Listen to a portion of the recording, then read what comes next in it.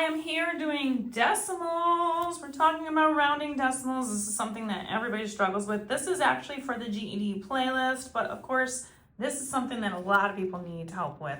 So let's get started with these problems. We're going to do rounding according to what the directions are asking us. So we're asked to round 3.75 to the 10th place.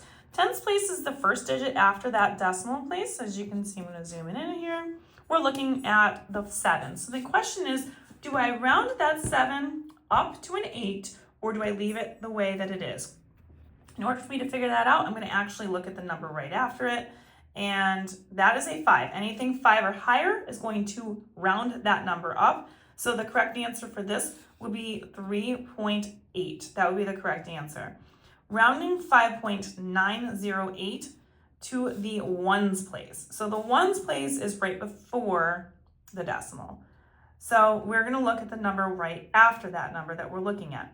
Again, anything 5 or higher, which obviously 9 is higher than that, we're going to round the number up. So instead of it being 5, we're going to round it up to 6. Now, if we're looking at the next question, this says a calculator display reads this number right here. I'm not going to read it. Round to the nearest hundredth. So hundredths places, this is the tenths, right here where the 4 is. Hundredths is the 2. So the question is, I'm going to look at the thousandths place, which is the 8. Now the 8, again, is a number greater than 5. So we're going to round the number before it that we're talking about up to a 3. So we're going to actually write 0.43. That is rounded to the nearest hundredth.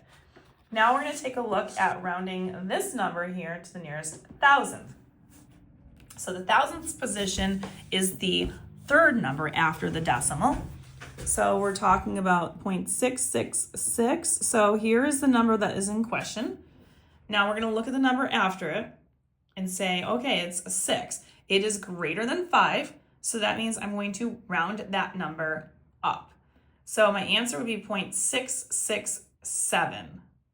You know what I'm doing there? If you're a middle schooler, you know what I'm talking about. 67. All right, so it's 0.667.